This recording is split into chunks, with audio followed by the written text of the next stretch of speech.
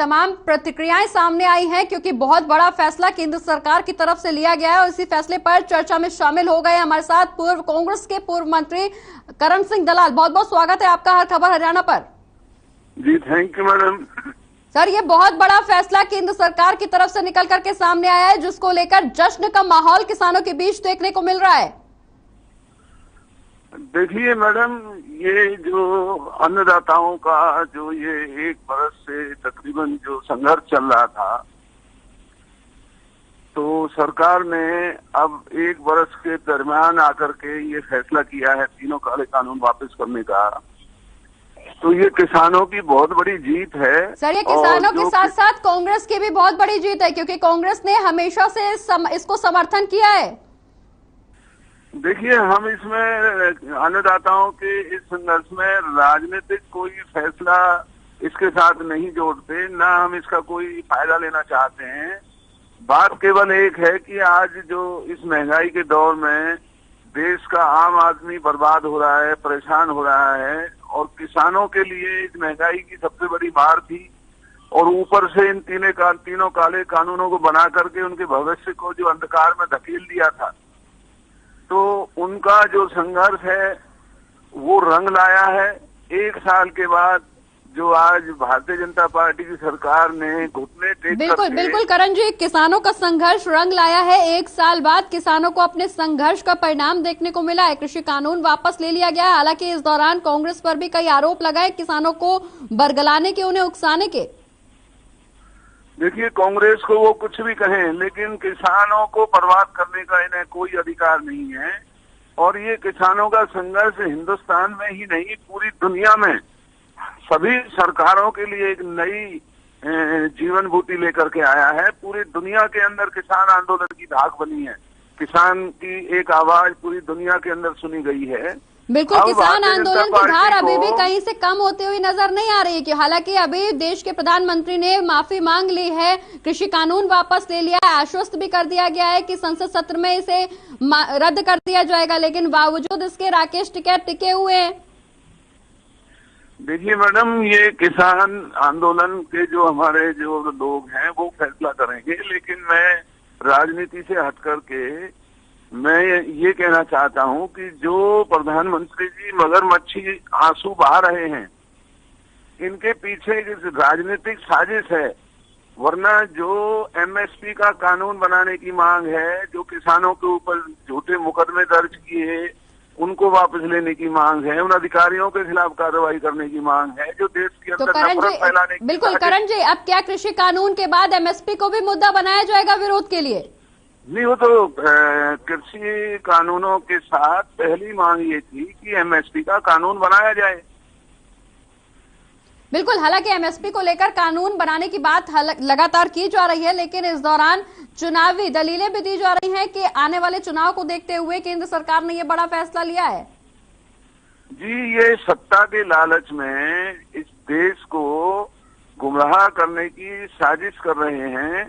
केवल यूपी पंजाब के चुनाव में अपनी पार्टी की बिगड़ती हुई स्थिति को संभालने के लिए ये इन्होंने जो राजनीतिक शोषा छोड़ा है, तो जब तक ये किसानों के पूरे दर्द को समझ करके एमएसपी का कानून नहीं बनाएंगे, मुकदमों को वापस नहीं लेंगे, जो लोग मारे गए हैं उनको मुआवजा नहीं मिलेगा, और जो इन्होंने किसान आंदोलन को पाकिस्तानी खालिस्तानी कह करके जो किसानों को अपमानित किया, जो प्रधानमंत्री ने माफी मांगी है, लेकिन उन लोगों को भी माफी मांगनी पड़ेगी जो शहरों में गांवों में बीजेपी के कार्यकर्ता या इनके अंधभगत इन किसान धरनों पर बैठे किसानों को अपमानित करते थे, उनके साथ झगड़ा करते थे। नफरत की एक भाषा पूरे देश में बीजेपी ने जो किसान आंदोलन के खिलाफ चलाई थी, उन लोगों को भी माफी मांगना चाहिए। बिल्कुल माफी मांगना चाहिए, लेकिन इस दौरान किसान और कांग्रेस दोनों ही कहीं से थमते हुए नजर नहीं आ रहे, क्योंकि किसानों का जहां अभी तक मांग ये थी कि जब तक कृषि कानून वापस नहीं लिया जाएगा यह आंदोलन खत्म नहीं होगा, लेकिन अब कृषि कानून वापस ले लिया गया है तो संसद में इसे रद्द करने की मांग की जा रही है। उसके बाद एमएसपी पर भी विचार विमर्श, विरोध तेज होता जा रहा है। क्या सरकार को ब्लैकमेल करने की कोशिश की जा रही है? नहीं, सरकार को ब्लैकमेल करने का काम तो खुद बीजेपी कर रही है। जो अगर ये किसानों के इतने ही हमदर्द होते तो एक साल से जो किसान सड़कों पर सर्दी और गर्मी में धरनों पर पड़ा रहा, इतना उनका पैसा खर्च हुआ, उतना उनको अपमानित होना पड़ा, उनके पुलिस ने उनको पीड़न किया, तो तब कहाँ थी ये सरकार और भारतीय जनता पार्टी?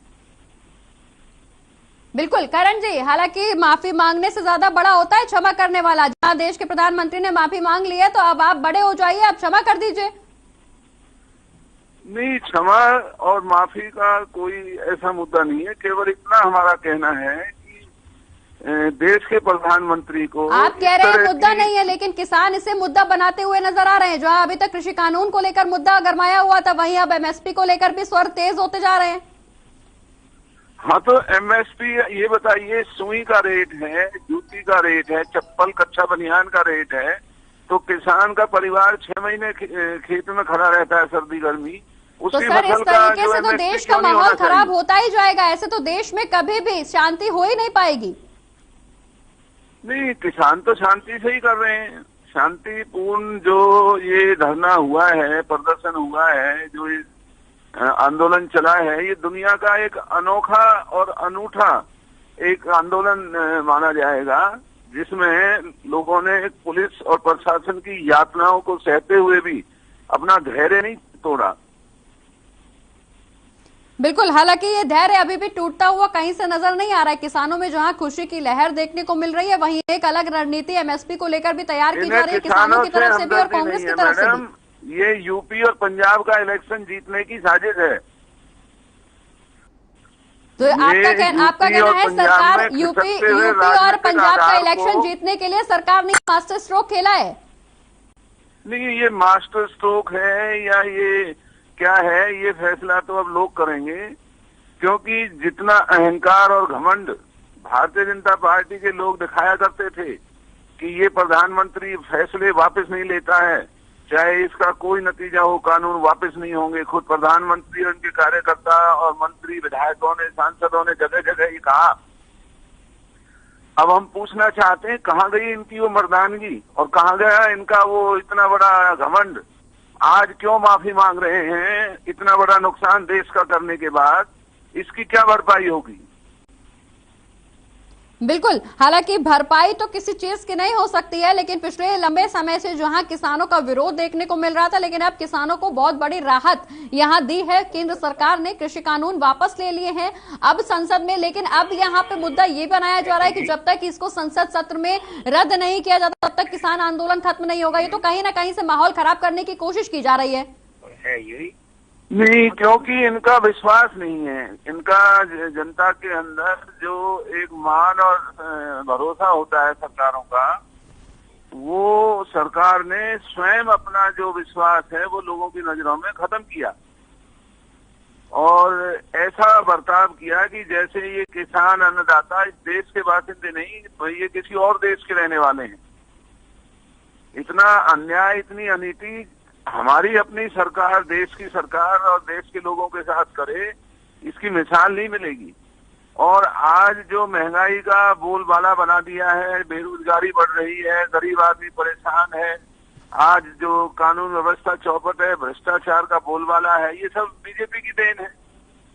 ठीक है करण जी, आपका कहना है कि किसानों से अलग तरह का व्यवहार किया गया है, सौतेला व्यवहार यहाँ केंद्र सरकार ने किया है। हालांकि केंद्र सरकार ने अपना फैसला वापस ले लिया है। बहुत बहुत शुक्रिया हमारे साथ जुड़ने के लिए, चर्चा में शामिल होने के लिए और अपनी बात जनता तक पहुंचाने के लिए। तो केंद्र सरकार